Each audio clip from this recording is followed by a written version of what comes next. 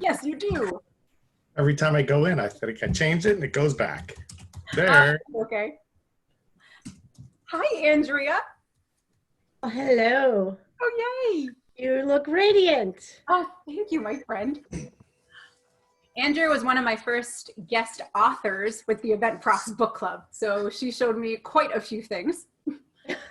And you showed me quite a few things yourself. It was a show me exchange. Exactly. Jamie, where are you coming in from? Perhaps Jamie's away from the computer. That's all right. Incognito. Oh, Scott has a name. Okay, so we've got Scott. I do.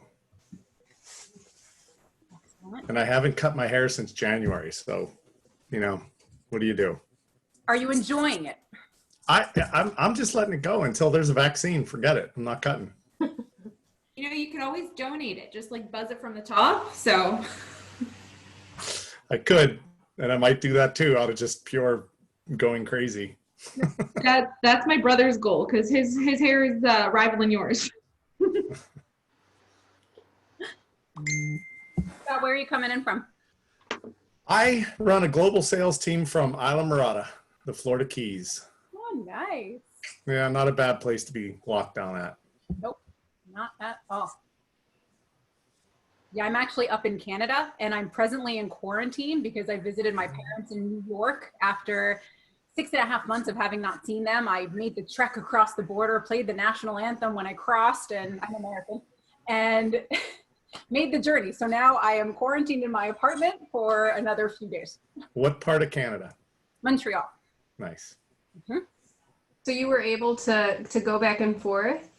I'm a citizen. So, Okay. yeah, so I was allowed to. Okay, got it. Citizen there, permanent resident here. So Yeah. not the system, but yeah. My wife's Canadian, and we finally decided that we're coming. We're getting out of here. We're gonna go on lockdown and come to Canada and go to Lake Temagami and stay for a month. Nice. Yeah, no, that's a good decision. It's interesting. We're not going to go into that conversation, but that's another conversation. I applied for my absentee ballot, or I will be once I'm out of quarantine and can mail it. But yes, I will be voting. So we'll save that conversation. So we'll give just a couple minutes more. Jamie, what's your story? You have value. You're a room parent. Where are you from? Thank you. I am out of Akron, Ohio. Yeah. Nice. Go Zips. Yeah, exactly. Usually then the conversation turns to LeBron James, and you know, that's what we're known for. That and like the Black Keys, I think. Nice. Yeah. I mean, it could be worse. Oh, yeah. And hello, Helen, who just joined in. Hi, I'm eating a late breakfast, so I'm not going to turn my camera on, but I will soon. There would be no judgment. You are totally allowed to eat. That's the benefit of like, you are in your natural environment right now. So that's what I'm going to be doing at my next session as well, because I have not eaten yet. So I get that. Okay, let me just... We need like the, you know, how they have like the bar carts in the hallway, and sometimes they serve you like a cocktail and you feel naughty because it's like way too early for a cocktail, but you're gonna sip on it anyway, you know, at some of these events. Like that's what I'm kind of missing. No one knows what's in your cup, Tammy. Right, exactly. I've got the Coke Zero over here. You can't see it. There you can. But yeah. Hello, AB Camden. I'm also not sure what your first name is yet, but it's nice to see you on here. I'm here for the celery. You're in the right place. Many of us are. Right. Yeah. All right. Jamie, I think we could probably start. Get started? Okay, wonderful. Well, I'm going to give our friend Jillian here a little official introduction, and then I'm going to go ahead and make her front and center, and she's going to take it from there. Well, first of all, even though probably some of you have already been to some sessions yet today, I want to welcome you to the Age of Conversation event. And this session, the one with the celery.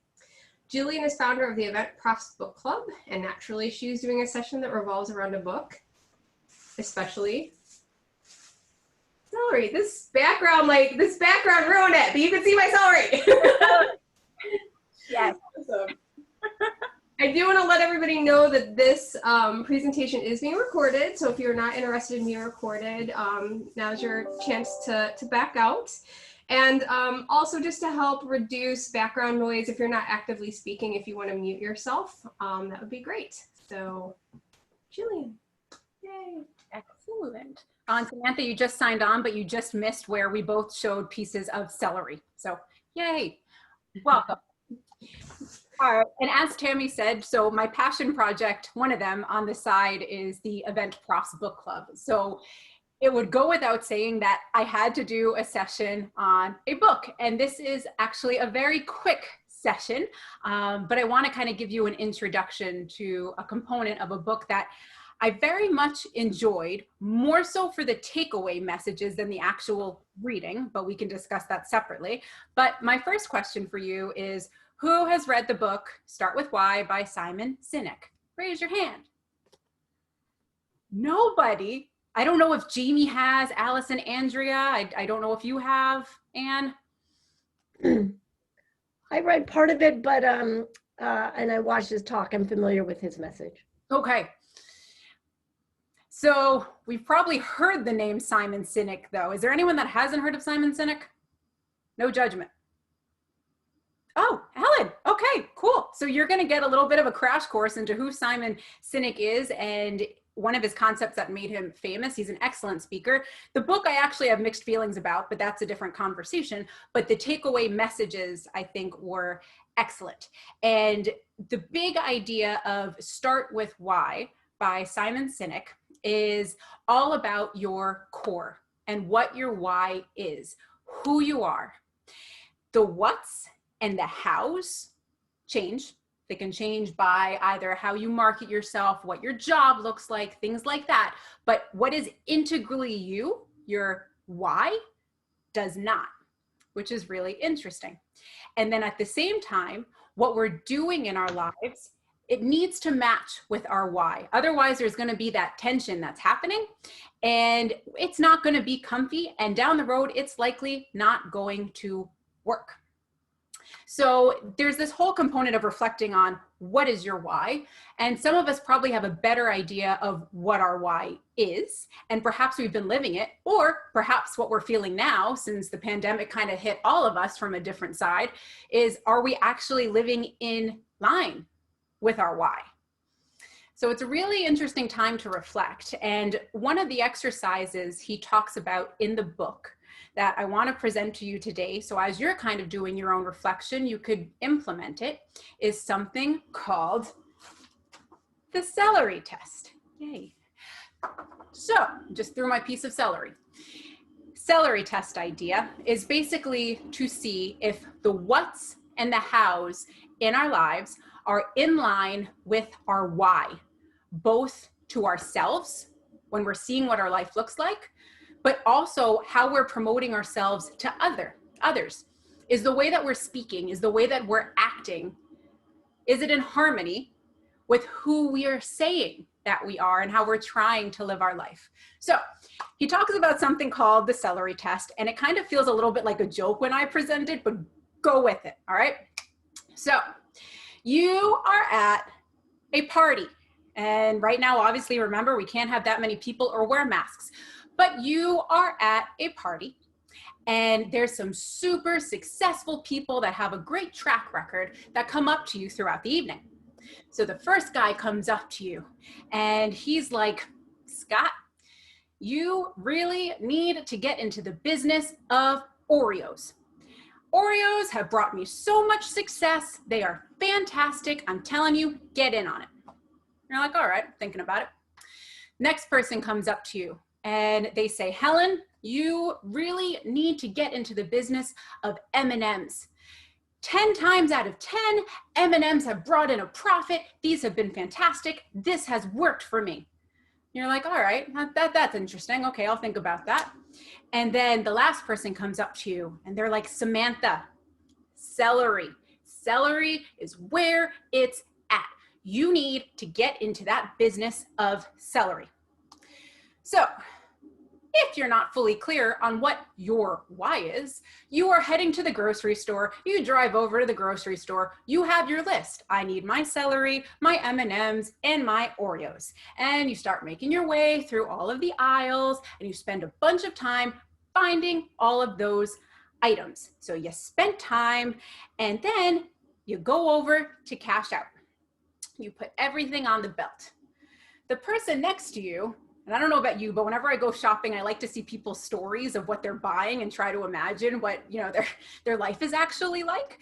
But so they're looking at your story of what's on that belt. And when you mention to them, all the decisions that I make come out of a place of health, and I'm all about healthy lifestyle. And they're like, well, that's interesting. You've got Oreos and M&Ms. No judgment, but, you know, eh. But if you were to approach those conversations and these well-intentioned pieces of advice with the idea, the mindset, and the core belief that you only execute from a place of health and a healthy lifestyle, you would hear, you would acknowledge what those other people say. You know, perhaps they work for other people, but you, it's celery. So you drive over to the grocery store, you don't even waste any time going through the aisles. You go straight to produce, you pick up that celery, you confidently stride over to the belt, you put down that celery, you look to the person next to you and say, I am all about healthy lifestyle. And they look back at you and say, why, yes, I do believe that you are in fact all about healthy lifestyle. And you check out. Not literally, but literally in this case. You check out. So basically, it's a way of looking at the what's and the how's in your life and seeing if they're in line with your why, your belief. And when you can execute any decision from that mindset that's at your core of who you are, you won't waste time. You'll hear these ideas, but you won't necessarily cater to them.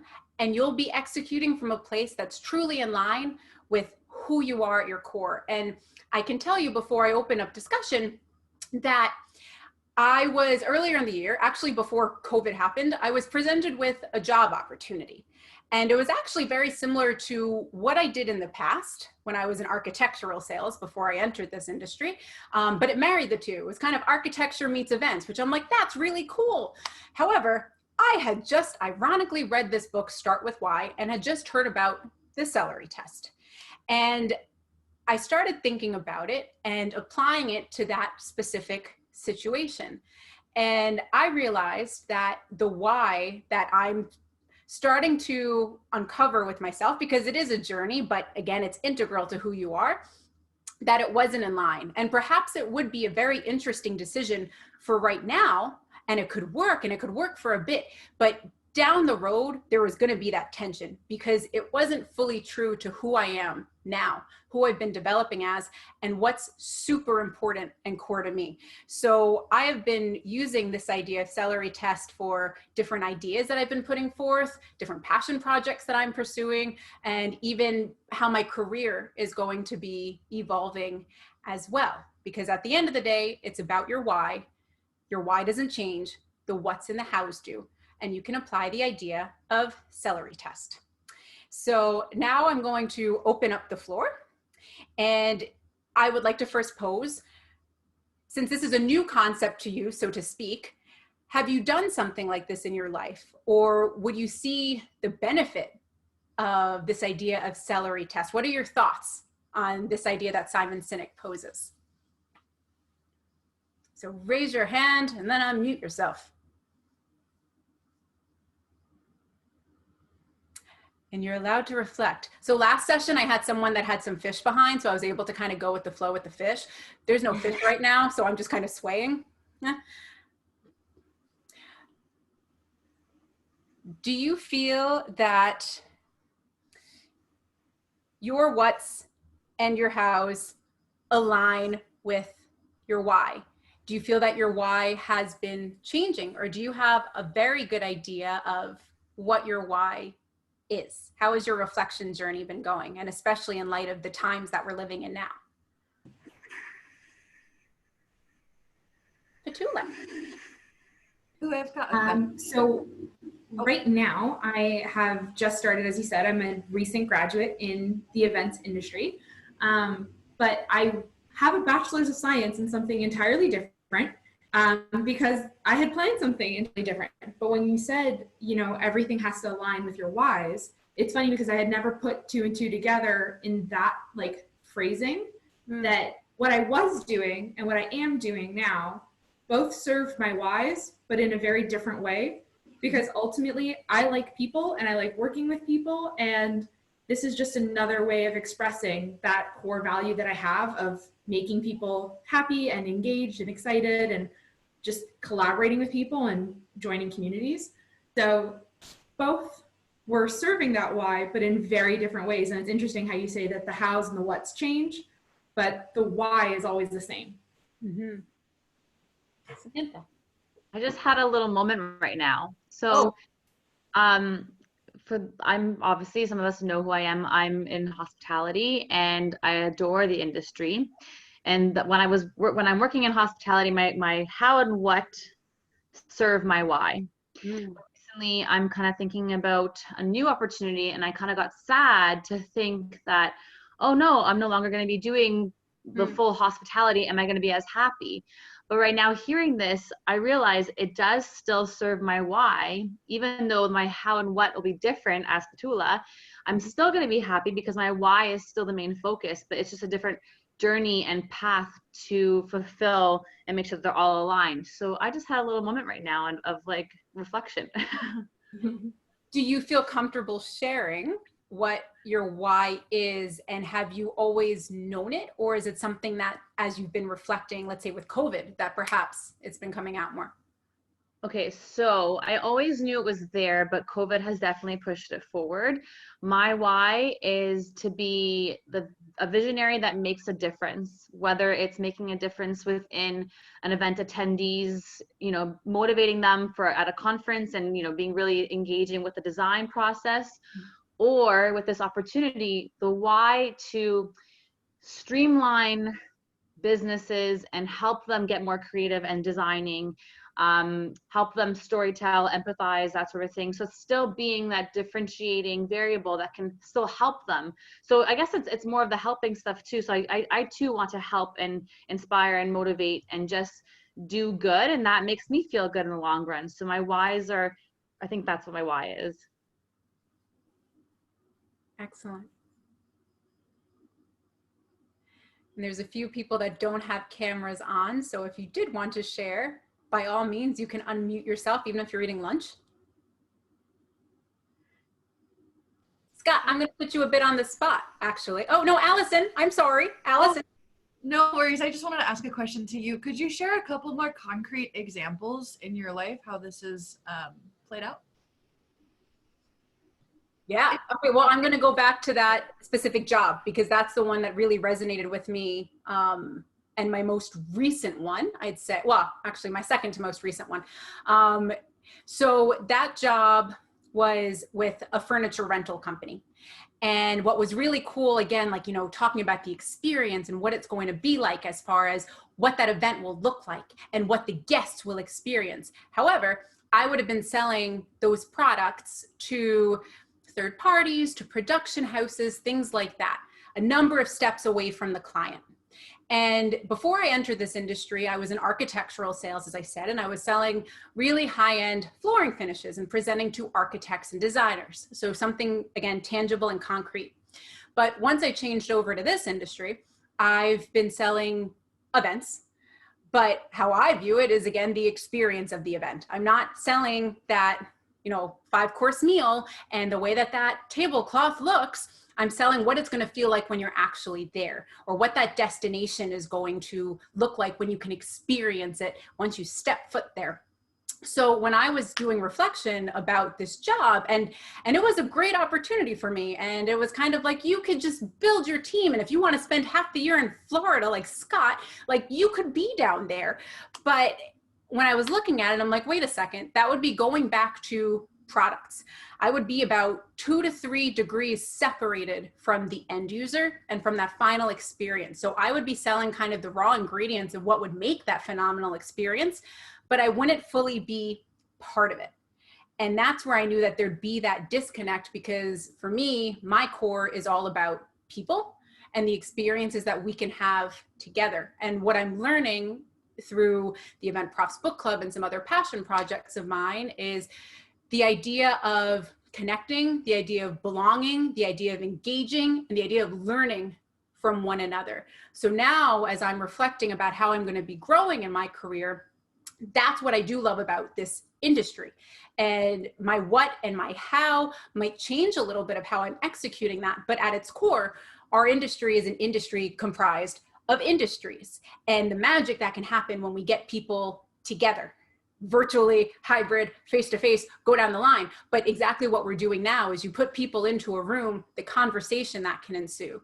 So that's how I know that I'm living in truth with that, and that I want to be doing more of that, because then there'll be even less tension. Hope that makes a little bit of sense, Allison. Yeah, that was beautiful. Thank you. I just finished my lunch. That was beautiful. Thank you. I appreciate it. You are so welcome.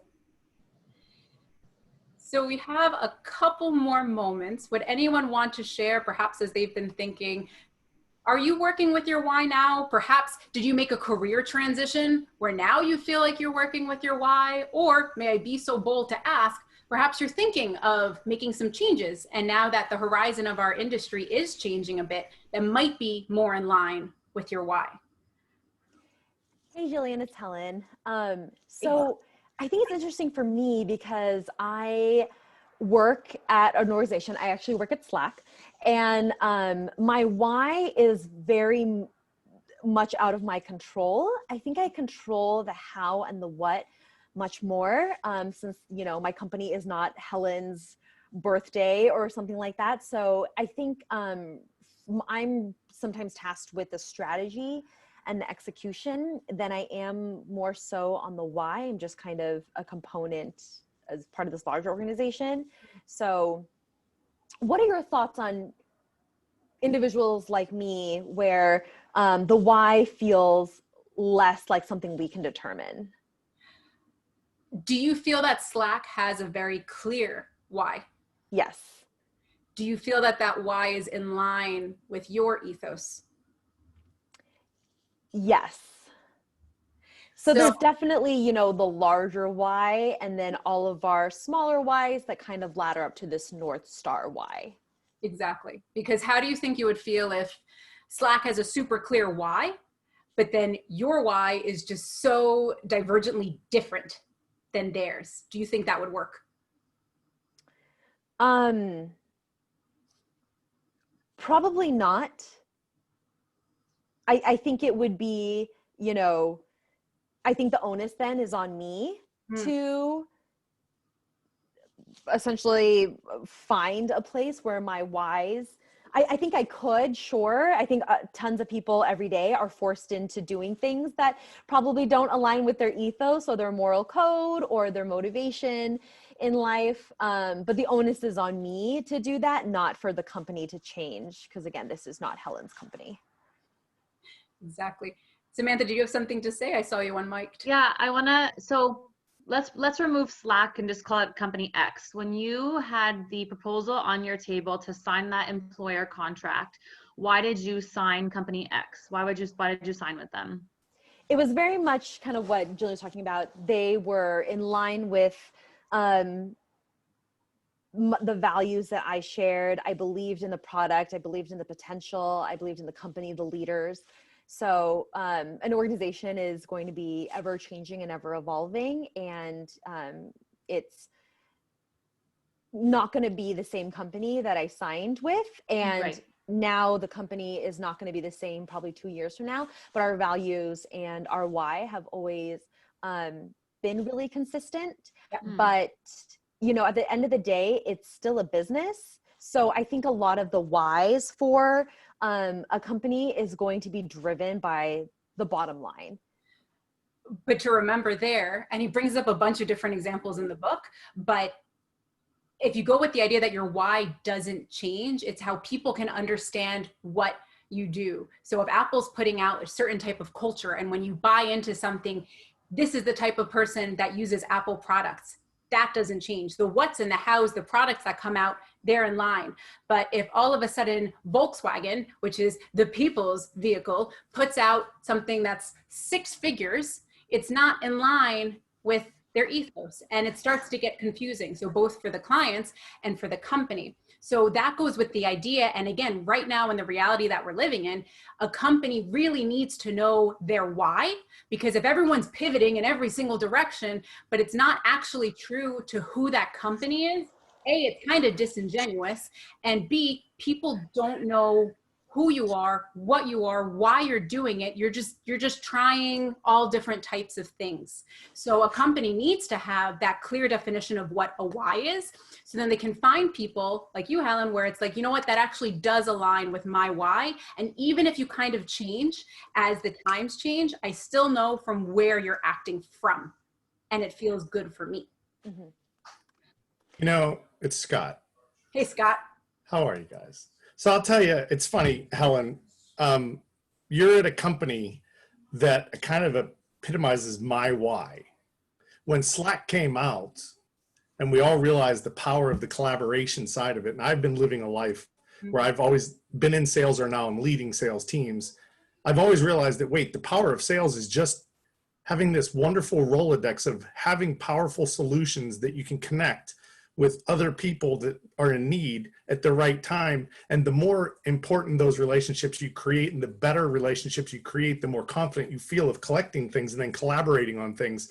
And when Slack came out, I'm a big believer in the power of wisdom of the room, and a lot of people weighing in on something versus just 2 loud people talking and just drowning everyone else out. Well, then nothing, great ideas can't come out of that, you know, and I'm a big believer of collaboration. So I was so excited when Slack came out, because we use it like crazy, because we're a creative production agency. We produce a lot of events. We have an office out in San Francisco, and we do a lot of tech company work. Yeah. But not all of it is cool technology, right? So when you actually do work on projects that you need great creative and collaboration and fresh ideas, that's exciting to me. Watching that happen, this little dude right above my shoulder, see him right there? That's Bowie Badger. He was created on Slack, by the way. I love it. So we were asked by Microsoft to come up with what's your spirit animal, and they told us what theirs was for their events team. And we were going all this stuff, and one of the people on the sales team said, we're a lion. And I said, you should be fired, because that's boring. We didn't say that on Slack, no. But as a creative agency, someone says, we're like Bowie. And then someone says, we're like the honey badger. And we're like, why the honey badger? And all these great conversations came out of it. And it turned into Bowie Badger. And it's like, and it helped us when we explained to Microsoft why we were Bowie Badger. Yeah. And it was just so much fun that it came from a collaborative tool. And this is collaborative to me. This is the power of meetings at its finest, when you can actually get people to talk. And that's driven me for 20 plus years, is to find better ways to get people to be able to communicate and have 2-way dialogue versus didactic, just talk at you events. And those are boring. No one wants to sit in an audience and be told by the old guy in a suit behind a podium what we should be thinking. No. I'm so sorry. I actually have to jump to another meeting, but thank you so much, everyone. Feel free to connect with me on the event Slack. Thank you. Thanks, Jillian. Bye. Bye, Ellen. Oh, Samantha, you just brought up a super good point, Ikigai. And I'm spacing on all the 3 different areas, but basically as far as where your passion, it's kind of like a Venn diagram. And I could follow up with you on LinkedIn, or Samantha, if you have it directly in front of you, you could read the 3 sections, and I'd appreciate that. Totally fine. But Samantha, take yourself off mute and talk about Ikigai, which is something that I super love when you do that reflective journey. Okay, I'm no expert, but Jillian just introduced this to me, and I plan to do it one day because it helps you to align on what your why is. So it is this Japanese Venn diagram that says you have what you love, what the world needs, what you can be paid for, and then what you're good at.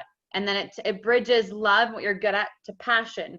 Then it bridges what you love to what the world needs to mission. And then it bridges what the world needs to what you're paid for your vocation. And then it bridges what you're good at for what you're paid for to profession. And then there's all these different questions and reflection in between that help you align at what your why is. And I wish Helen was here to hear that, but I mean, maybe hit her up on Slack after, but this was a really good exercise that I hope to do. And maybe she'll find, or we can all find our why or reevaluate our why from this. Exactly. No, I absolutely love that. And he talks about that, I believe, in the book, but I'd seen that around. So that is a super interesting concept, Ikigai. And one other thing that he mentions in the book, and just pointing out time, that there is the main stage, but I'm cool with chatting a bit more if you'd like. But he talks about even when a company has that why and it's so in line with who we are, it's how we present ourselves when we're doing that action too. So for example, he talks about two men and they're building a church, building a cathedral. And one of the guys is like, I am building bricks and I spend all of these hours out in the sun and I'm not getting paid that much. I'm building a cathedral. You know, it's backbreaking work, all of this. And I'm not even going to see it come to light in my life.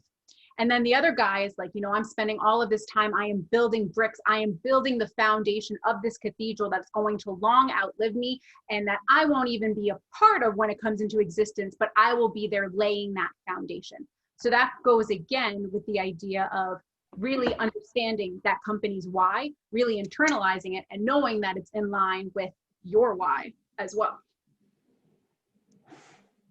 Hey, Sharon. Hi. Thanks for popping in. We're talking about your whys with Start With Why by Simon Sinek. I brought in a book. No, Simon well, or his methodology. I've never met him in person. I was about to fangirl for a moment, but okay. Have you applied the celery test in your life? You know, I don't know the celery test. That's what intrigued me to come to your room. Oh, okay. Well, you know what? We can chat offline about that. So I can tell you a bit about it, and then we can have a bit of a coffee chat to discuss what that is. Okay. Awesome. So with everyone that is left, I thank you for being here today. I would be intrigued to also keep the conversation going if, as you're reflecting personally, professionally, and determining what that why is and ensuring that you are living in line with it so you can minimize that tension as well. So thank you all. I will see you around today. I'm going to be doing 2 more sessions actually after hours tonight, the ones where we sip and share. There will be wine, there will be questions, life is good, intimate dialogue. So welcome if you'd like to join in on that. Otherwise, I will be seeing you around the summit. Thanks, Jillian. Thank you. Thank you. Bye, Scott. Bye, Petula. Yay. Yay. That was funny. Like,